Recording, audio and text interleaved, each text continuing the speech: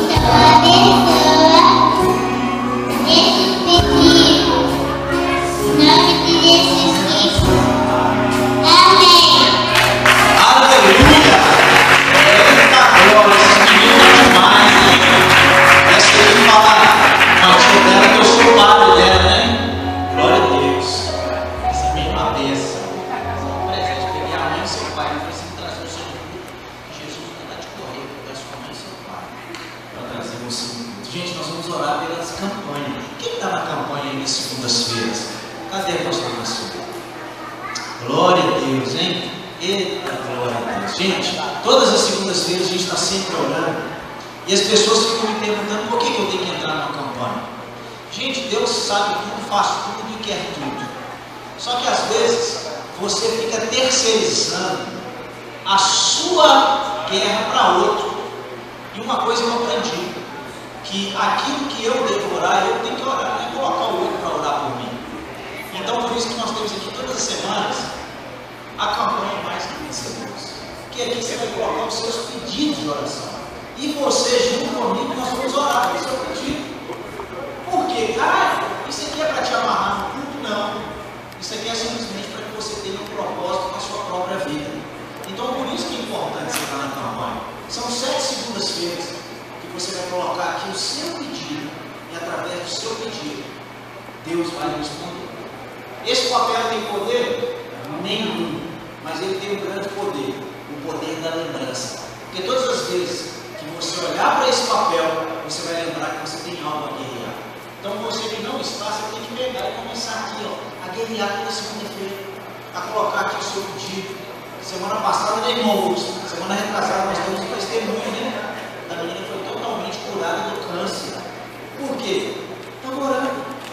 Então, às vezes, a gente passa o ano despercebido e esquecemos de entregar os nossos propósitos na mão de quem pode resolver. Às vezes, você está colocando o seu problema no YouTube, você está colocando o seu problema lá no Facebook, está colocando no Instagram, e isso não vai resolver nada da sua vida. Você vai só expressar a sua vida para alguém que não vai resolver. Mas quando você coloca aqui, você está expressando para quem tem condições de resolver. Amém? Então levante aí seu cartão, eu quero orar para você. Pai, em nome de Jesus, nós cremos no teu poder e na tua majestade. Porque nós sabemos que o Senhor pode fazer infinitamente mais do que pedimos ou pensamos. Eu quero entregar aqui cada pedido, cada súplica aos teus pés. E que a tua poderosa mão possa responder cada pedido, cada desejo, de acordo com a tua vontade. Quebre todas as cadeias, quebre todo o jugo, mas esse ano será o ano das portas abertas sobre as nossas vidas. Você pode dar uma glória a Deus aí? Eita glória! Deus é muito bom, né? Amém. Glória a Deus, pastor Márcio, pelo meu pedido daquela pessoa para sentar aqui. Já chegou aí, glória a Deus. Glória a Deus. Glória a Deus, né? Pai, nesse momento agora nós temos que pegar os nossos dias e as nossas ofertas, né? Pai, em nome de Jesus, nós apresentamos cada semente nas tuas mãos. Que o Senhor possa fazer infinitamente mais do que pedimos ou pensamos. Esse culto é um culto que eu preciso ficar aqui brigando para ninguém dizimar e ofertar. Esse culto tem entendido que só existe uma forma de eu acessar as comportas dos céus. E para que eu acesse as comportas dos céus, só existe uma forma: eu depositando uma semente, para que as janelas se abram e reguem todas as minhas sementes, em nome de Jesus Cristo. Você diz? Traga sua semente em nome de Jesus.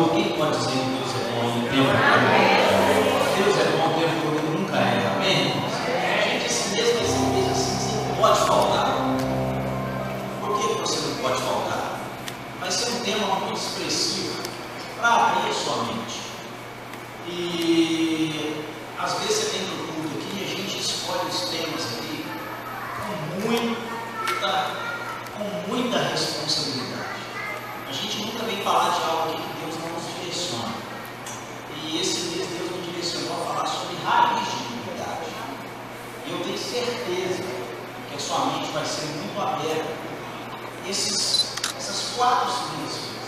Então você não pode faltar. Às vezes a gente vê pessoa uma carinha uma semana, na outra não. Às vezes 2 semanas sim, uma não. Uma das coisas que eu tenho pegado no pé das pessoas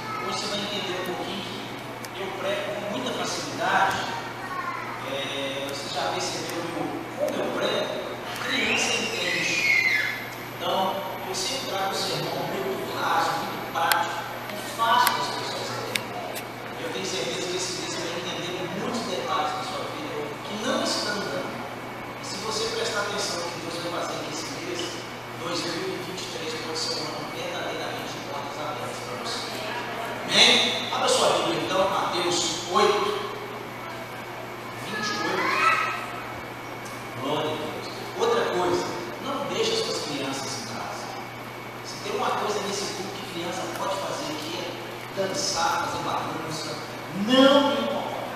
A única coisa que me incomoda é na hora da pregação, porque os professores não vão levar eles. Mas na hora do louvor, deixa a sua criança vir, libera ela para subir no altar. Sabe por quê? Porque a sua criança se familiariza em estar na igreja e ela sente saudade disso. Só se olhar para a netinha assim, chegou aqui amarradinho, hoje eu quase quebrando o negócio.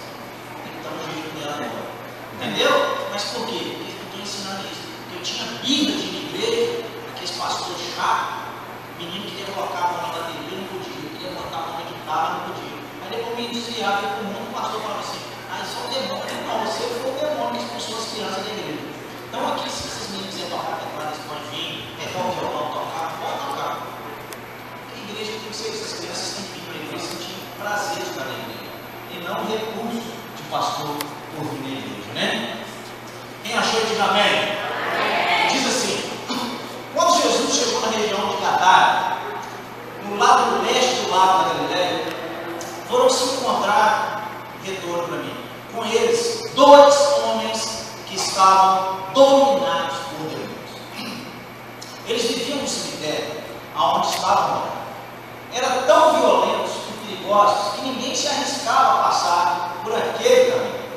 E eles começaram a gritar, Filho de Deus, o que é que o Senhor quer de nós? O Senhor veio para nos castigar antes do tempo? Aconteceu que perto dali estavam muitos porcos comigo. E os demônios pediram a Jesus com insistência, se o Senhor vai nos expulsar, nos mande entrar naqueles porcos. Pois vão, disse Jesus. Os demônios foram, entraram nos porcos e se atiraram morro abaixo, para dentro do lago, e se afogaram.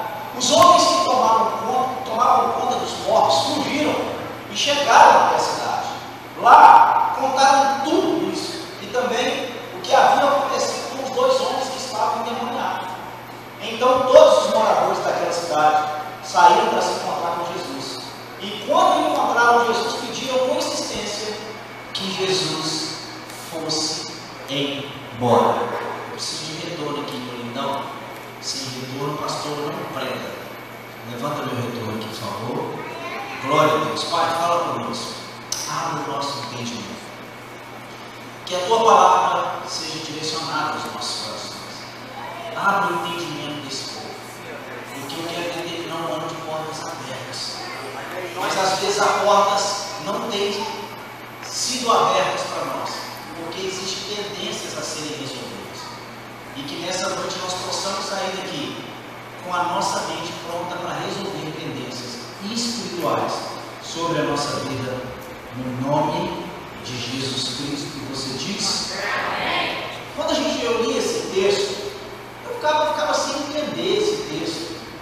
Por que Jesus manda esses demônios entrar nos porcos, porco suicida dentro de um lar?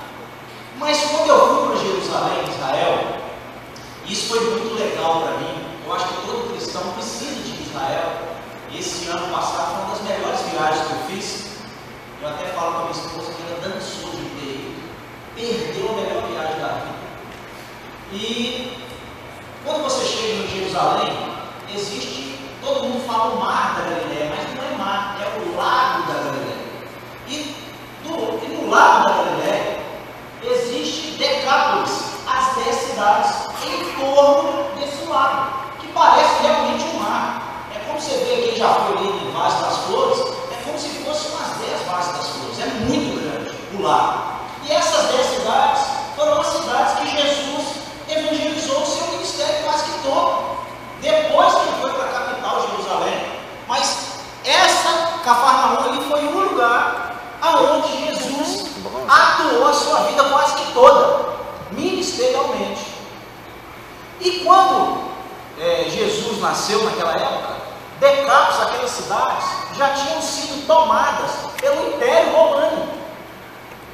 Então, que eu comecei a entender por que tinha porcos naquela cidade.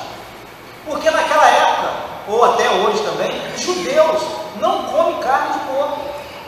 E se você ler um pouquinho na Bíblia, por que o judeu não come a carne de porco, a palavra de Deus em Levíticos ensinava a eles: é proibido comer carne de porco.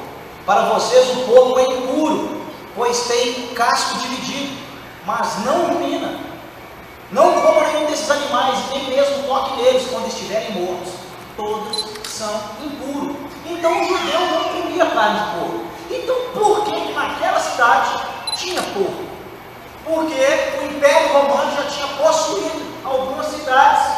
E nessas cidades, essas pessoas começaram então a criar porcos. Então por isso, essa cidade não era uma cidade também, era uma cidade de pessoas que migravam ali para Jerusalém. Então elas migravam nessa cidade de Gadara. E ali reunia muita gente, mistificou a raça.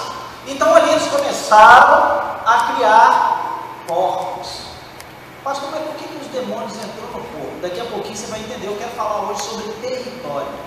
O que é território? É um espaço, é o seu território. É quando você chega na sua casa e o seu cachorro tem a casinha dele lá e ele morde todo mundo. Ele não tem um território dele. Alguém tenta entrar no território dele? Não, porque se entra, vai ser mordido. É como você tem a sua casa. A sua casa é o seu território. Para entrar na sua casa precisa de quê? Permissão. É quando você chega nos Estados Unidos, você pode ter o visto, você pode ter a passagem, mas você vai passar por uma triagem para ter autorização para colocar o pé dentro dos Estados Unidos. Eu já vi pessoas chegando comigo e nem conseguiu colocar o pé. No próprio avião já voltou para trás. Então você precisa de autorização para entrar naquele território. Porque para entrar naquele território existem as leis daquele lugar. E você tem que submeter o quê? As leis daquele lugar. E entendendo um pouco de território, quando eu começo a entender essa história, eu entendo que essa cidade é uma cidade endemoniada.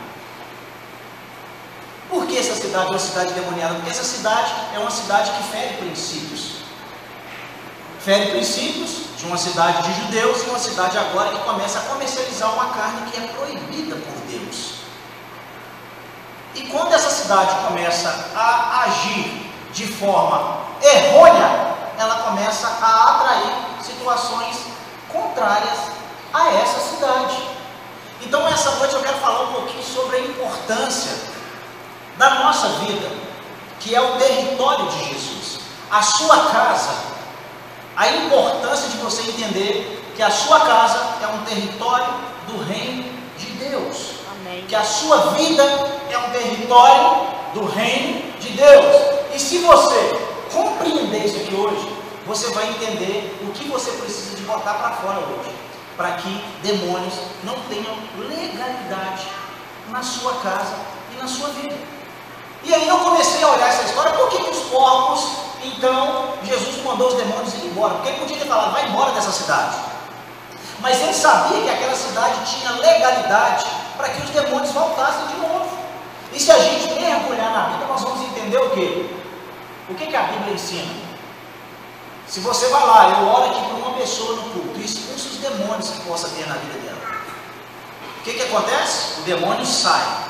Mas se a pessoa continua na prática pecaminosa, o que acontece? Esse demônio volta, acha a casa ardonada, limpa, e ele ainda entra mais sete demônios na vida dessa pessoa. Então por isso que Jesus falou, não, pode ficar nos porcos, eu não vou mandar vocês embora não. Porque essa cidade tem legalidade para vocês voltar. E vocês podem voltar ainda mais fortes. Então é melhor só expulsar vocês por aqui. Então às vezes as pessoas acham que só de vir num culto de libertação, às vezes, e expulsar o demônio, o problema foi resolvido. Não. Nós precisamos de entender como esse demônio achou vaga para atuar na vida daquela pessoa. Então às vezes quando uma pessoa cai endemoniada no culto, ela está simplesmente nos dando um sinal que existe algo que precisa de ser resolvido na vida daquela pessoa. Que existe. Então quando uma pessoa vem no culto e ela cai endemoniada aqui, eu começo a procurar saber dela para entender o porquê que o demônio está entrando nela. Existe algo que ele tem autoridade para atacar a sua vida. Então é sobre isso que eu quero falar hoje, sobre áreas da sua vida que não está andando e que você não está entendendo por que o demônio está passeando na sua vida, por que áreas na sua vida não estão andando. Por Por que áreas da sua vida não têm andado para frente? E se você entender o que eu vou ministrar aqui hoje, a sua vida vai mudar. Amém. Então nós vamos falar hoje de território. Território. A sua casa, fala comigo, a minha casa é um território de Deus. Ok? Ok. A sua casa é um território de Deus. Você aceitou Jesus. E tudo aquilo que você declarar, isso aqui é de Deus, é de Deus. E a palavra de Deus diz que Deus é dono dos céus, dono de tudo. Mas a terra, Ele deu para nós governarmos. Para eu e você governar. Sabe o que Ele está dizendo? Que Ele te deu autoridade para governar a terra. Para dizer, demônio sai, o demônio vai ter que sair. Demônio vai embora. Mas por que a gente está mandando o demônio embora da nossa casa, da nossa família, ele não vai? Por que a gente ora, o demônio não sai e a vida da pessoa não rompe na área familiar, na área emocional, na área física, na área financeira? Nós vamos entender hoje. Então eu vou falar hoje sobre território. O território da minha casa. Para entrar na minha casa tem que ter o quê, irmãos? Autorização. Se uma pessoa chegar na porta da sua casa, é interessante, né? Quem já viu aqui macumba na porta da casa dos outros? Quem já viu alguma vez? Legal, né? Macumbeiro vai lá, faz o despacho, mas ele faz aonde? Na porta. Por que ele faz na porta? Porque ele não tem autonomia para colocar os pés dentro da sua casa. Então isso já está nos sinalizando alguma coisa. Que o demônio pode te atacar ao derredor, mas dentro da sua casa ele não tem autoridade para entrar. Mas se você faz aliança com o macumbeiro, você está abrindo o território da sua casa para demônios governar a sua casa. Então eu comecei a entender, esta semana eu e o pastor Del, nós estamos estudando sobre esse mês todo. O pastor Ziel também vai pregar, porque tem autoridade para falar nessa área aqui, na terceira semana. Então nós começamos a estudar sobre território. Então quando eu começo a olhar para esses porcos, eu começo a entender o povo que era proibido comer aquela carne, agora eles colocam essa carne, eles começam a criar porcos. E através da desobediência, os demônios começam a atuar naquela cidade. Os demônios começam a passear naquela cidade. A Bíblia relata 2, mas era uma cidade que era problemática em várias situações de pecados e de situações. Então eu quero falar primeiro da sua casa.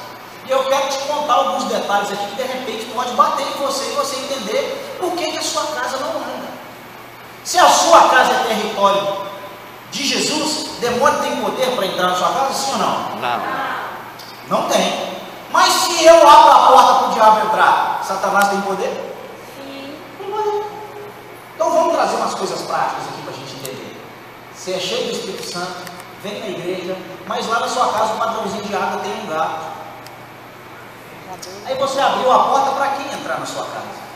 Demônio. Aí você não entende, você está tendo até um lucro na água e na luz, né, que você não está pagando. Mas naquele exato momento você abriu um portal para o demônio entrar e atuar em todas as áreas financeiras da sua casa. Aí você não entende porque você não consegue comprar uma moto, você não consegue comprar um carro, o nome está sempre empinado, a vida financeira está toda empinada, porque você trouxe um demônio que pode atuar na sua área financeira, porque você está roubando da Selic e da poupança.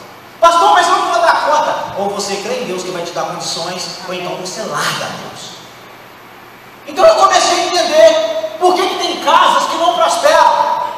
Eu comecei a entender por que o vício alcança uma casa. Por quê? Você tem crianças dentro da sua casa, mas você pega uma garrafa de cerveja e põe lá na sua casa para tomar. Aí o que você está dizendo para o diabo? Eu te aceito aqui como vício da cachaça, como vício das drogas, pode entrar. Porque aqui na minha casa tem cerveja, que aqui na minha casa tem promiscuidade, que aqui na minha casa tem coisas erradas. Então, quem abre os portais para que o inimigo haja na sua vida, não é o diabo, é você que permite que ele entra e começa a atuar na sua família. E às vezes, não tem nada a ver, pastor, está tudo normal. A Bíblia fala que não pode beber, realmente pode. Aí você não entende por que áreas na sua vida estão paralisadas. Estão paralisadas.